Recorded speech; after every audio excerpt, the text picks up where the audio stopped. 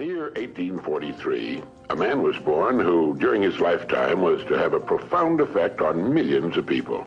His name was Russell Herman Conwell. He became a lawyer, then a newspaper editor, and finally a clergyman. Well, one day, a group of boys came to Dr. Conwell at his church and asked him if he would be willing to instruct them in college courses. They wanted a college education, but lacked the money to pay for it. He told them that he'd do all he could, and as the boys left, a thought, an idea began to form in Dr. Conwell's mind. He asked himself, why couldn't there be a fine college for poor but deserving young men? Well, here was a great idea, and he went to work on it at once. Almost single-handedly, Dr. Conwell raised $7 million with which he founded one of the world's leading universities.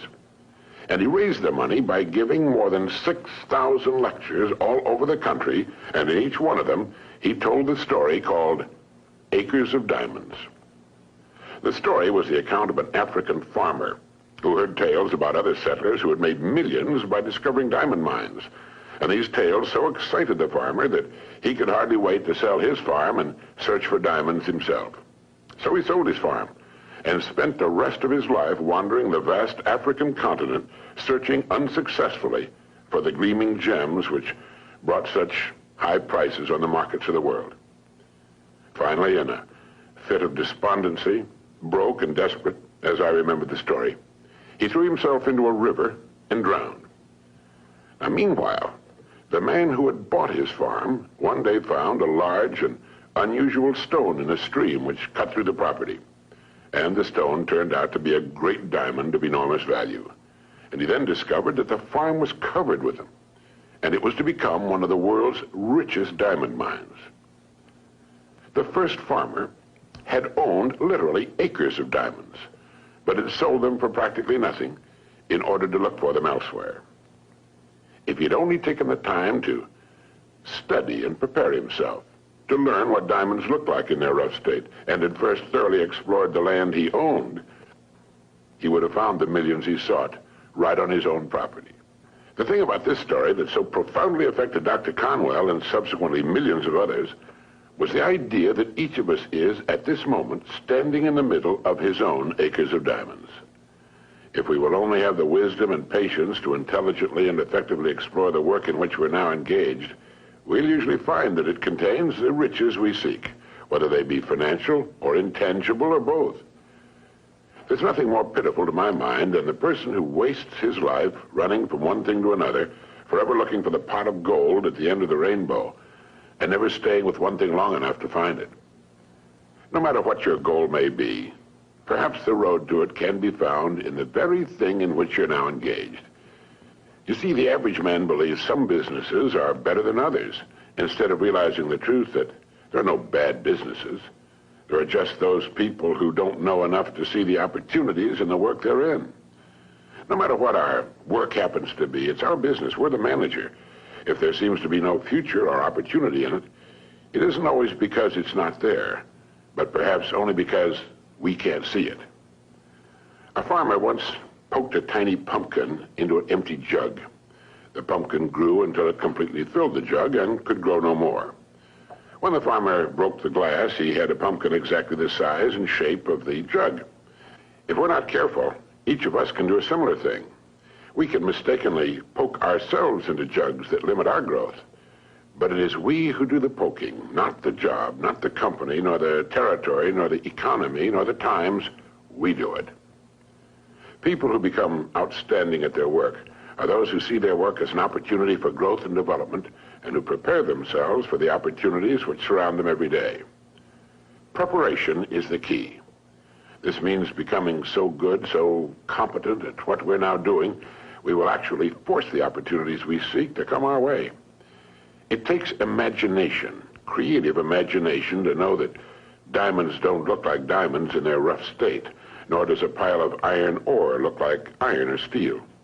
Great opportunities lurk constantly in every aspect of the work in which we now find ourselves.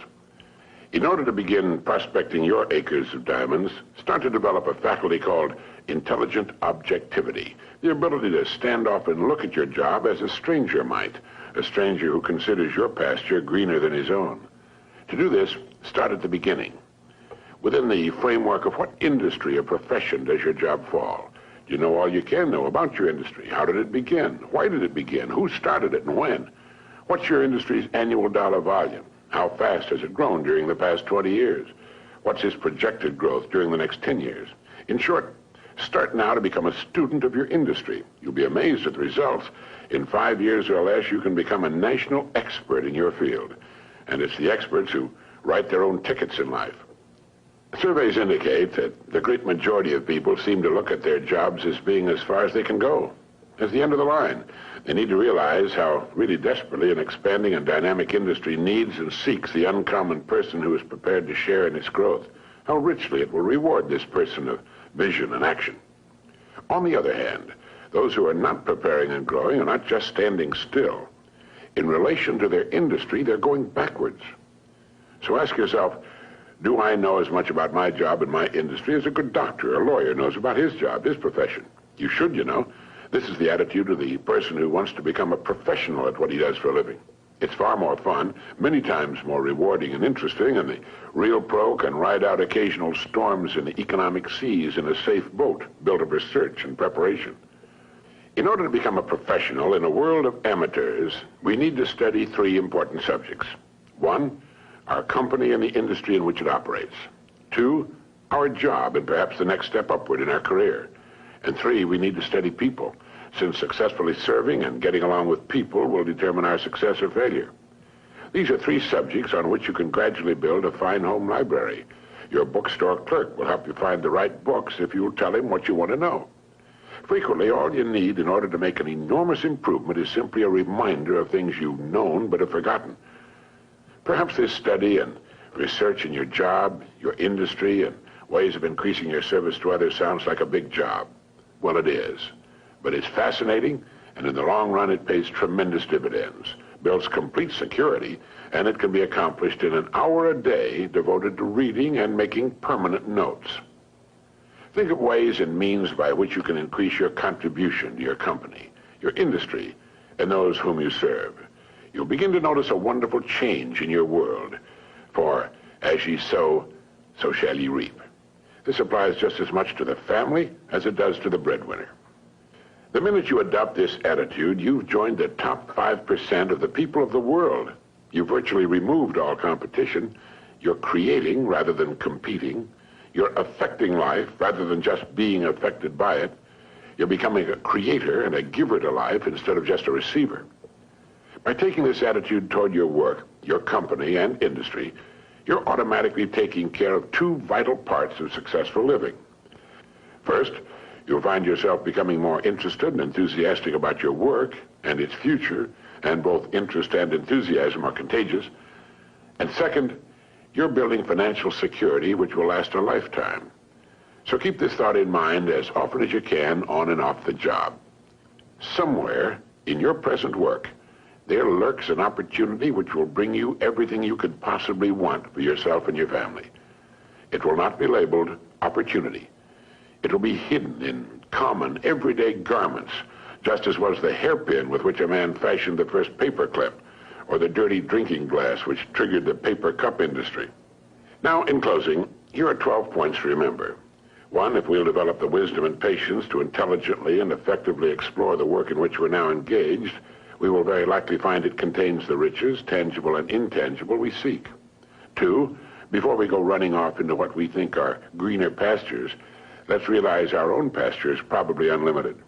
3, there are no bad jobs. It's the way in which we go about our work that makes it good or bad. 4, let's not poke ourselves into jugs beyond which we cannot grow. Let's avoid self-limitation. 5, only preparation can ensure our taking advantage of the opportunities which will present themselves in the future, opportunities which are around us now. Let's begin to prepare now. 6, put your imagination to work on the many ways and means of improving what you're now doing. 7, learn all you can about your job, your company, and your industry. 8, since there's no limit to the growth of your industry, it must follow there's similarly no limit to your growth potential within that industry. 9, our dynamic and growing economy needs and will well reward the uncommon person who prepares for a place in its growth. 10, begin to build your library of reference material pertaining to your company, industry, job, and on how to better serve and get along with people. 11, set aside an hour a day for this study and research. 12, remember the story of the acres of diamond.